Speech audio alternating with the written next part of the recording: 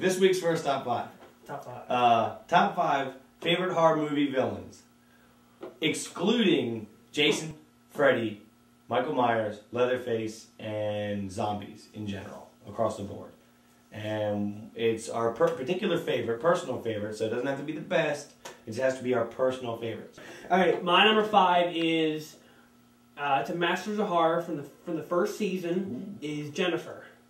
Ooh. I thought it was very well that you start at the very beginning, and it's like, who is this person? You're like, oh, this guy is trying to like kill this poor girl who's disfigured, and it's like, all right, Stephen Wimmer ends up killing that girl, and then he brings her home, and she's like, they pretty much made her out to be like a puppy dog, like oh, you're like, oh, not to mention she had a really hot body. Like, yeah, that helped too. So yeah, so Jennifer was definitely like, as far as like making it somebody who didn't mean to do it, but it was just pure evil, like incarnate. So that's number 5. Good choice. That was a good. Number 4 is close to a horror movie, but It's Patricia Arquette. It is not Patricia Arquette. It's her sister, Roseanne. The character's name is Johnny Bartlett, and the movie he is from is Frighteners. This is Gary Busey's son, Jake Busey, who plays Johnny Bartlett. And I just thought because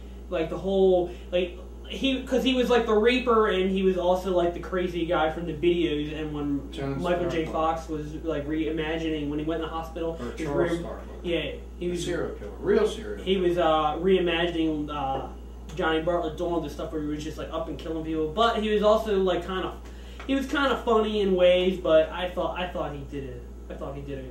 Jake Busey did a great job. So he's my number 4. You can almost say Jake Busey's my number 4, but I'm going to say Johnny Bartlett because that was definitely my favorite role from one of my favorite movies. But number 3, and this is, I love these, a bunch of them. I love these guys because they're hysterical. It's some of my favorite movies, but the Critters.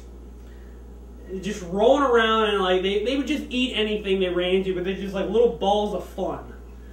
And they would roll up, and evil fun. They would be like a ball, and they just roll up like a little dust cloud, and they'd flip over, and they'd be like. Rah! I was like, that's kind of creepy as far as like they can just roll in and eat you, and then fucking roll out. They were like the drive-by of horror movies. Like, number 2, which some people might put this in with zombies, but I consider them not zombies, are the Deadites. No, I wouldn't call it. When I meant zombies, I meant like yeah, that's why I was like, because I was like, these guys talk, these guys move differently. They're like ghouls almost. They're not like zombies. So the Deadites from Evil Dead 1, Evil Dead 2, and even Army of Darkness were great. They had their own personalities. They had their own way of moving. Even if they took over somebody who was actually human, or well, that's pretty much all they were. Is what they took over people who were human and made them evil. Possessed humans. Yeah, possessed humans, pretty much. But like, you think of Army of Darkness, where they're like, they're like, come on, bring it, or like they just like they were not like an onslaught coming on towards the most of the time it was Bruce Campbell. And my number one, and some people might argue that this is not a horror movie, but I believe that it's borderline horror thriller. My number 1 is The Hitcher. Rutger Hauer, because he was just insane. He was cutting off people's fingers. He was just blowing people away. He just pull you over on the side of the road and just murder you. You knew him more on a personal level than like Michael Myers or like the Supernatural, but he was definitely just like a brutal killer. Starting at number 5, I put Captain Spaulding. Oh. House of a Thousand Corpses and Devil's Rejects. The guy's crazy but funny, but you can't trust the guy. He's insane. He's evil. He's crazy. I mean, his demented laugh, his looks, his behavior, he's fucking bad, Number 4 would be Angus Scrimm as the tall man in Phantasm, and I'm sure you guys probably thought that he would make my list somewhere. Yep.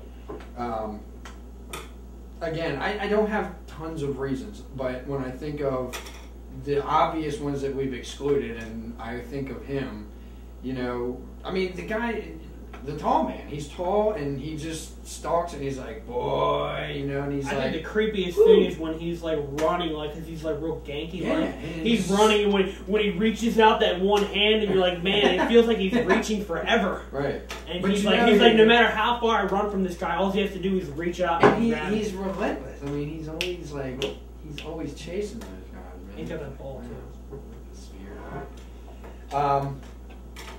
My number 3 is Chop Top from Texas Chainsaw Massacre Part 2, Bill Moseley.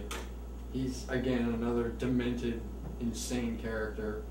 I think he did a great job. But demented. You prefer him to the guy in Texas Chainsaw Massacre 1? I don't want to say I prefer him. And see, I couldn't really list the guy from one because I don't know the hell what his name is. It's a crazy brother that slashes his wrist and wipes on the van. He has a bigger role in this. Yeah.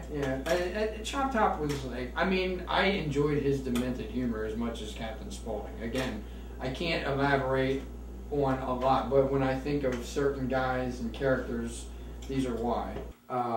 Number 2, Norman Bates in Psycho.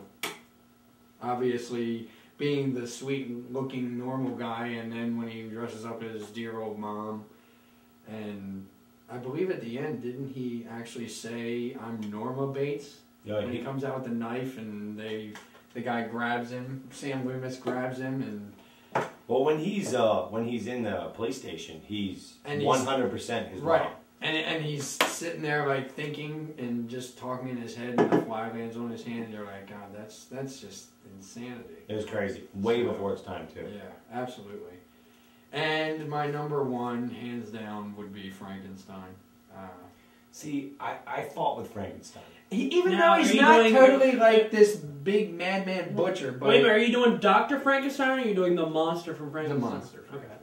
I fought with Frankenstein. And I don't think he necessarily meant harm. He killed the girl accidentally, but you know. Yeah, no, you're right. I mean, he was a villain. I fought with him because I was concerned, because I almost felt he was too sympathetic to be a villain. Yeah. But he was the guy that created the horror. Right.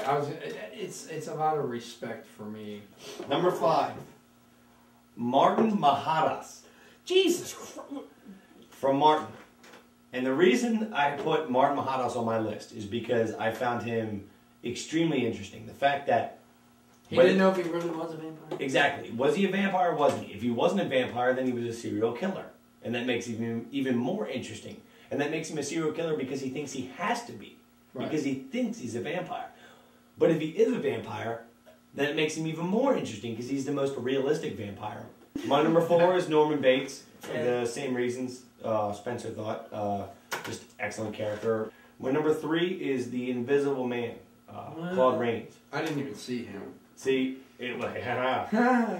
for a guy to pull off what he did, and you don't see him, and the fact that he is that crazy, and it is actually really demented. I mean, it's almost funny at times, but that is an excellent film, and he is very creepy, and he kills a lot of people. And he loses his mind just because he's invisible. Yeah, I mean, it's the best of all the Invisible Man movies. I mean, of all the concepts of the Invisible Man, he's the best, I think. I mean, he's better than anything. My number 3, that was my number 3. My number 2 is the Overlook Hotel. And I know you could think that Nicholson was the villain, or you could think that... I agree with you. I think 100% because of that is why I think Nicholson became a villain. The house is I never even thought of the hotel from The Shining. And also, it's the villain in one of what I consider one of the top 3 horror movies of all time. One of the creepiest movies I've ever seen. I know you are that. And number 1... Lay it on us, because I think I know what it is. Dr. Anton Fibes. I knew it! Not only is he a murderer, but he's a creative murderer. He kills people...